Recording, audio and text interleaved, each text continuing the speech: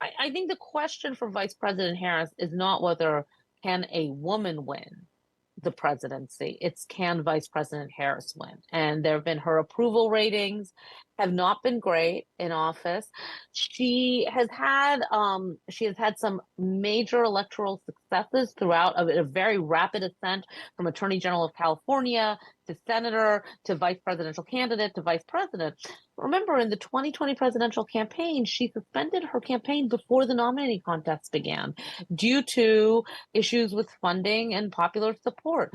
Her approval ratings as vice president are not great. In fact, in kind of the current polling, the matchups against former President Trump, she's faring only kind of marginally better than President Biden.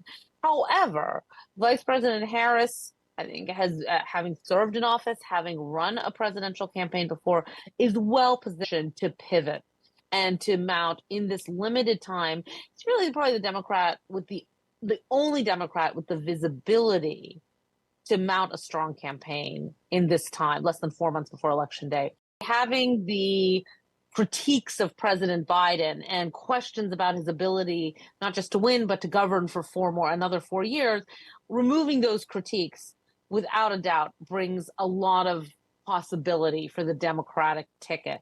But the question will be now, who is the presidential candidate? Is it Vice President Harris? Does Vice President Harris's relative youth, someone hasn't turned 60, right, compared to former President Trump, does that bring this energy, right? And then again, of course, some very serious policy differences in the economy, foreign policy, social issues such as abortion. I mean, the list goes on, right? These are very different parties, political parties, very different party agendas. Can a new messenger for the Democrats convey that message more effectively than President Biden? That's something we'll just have to see.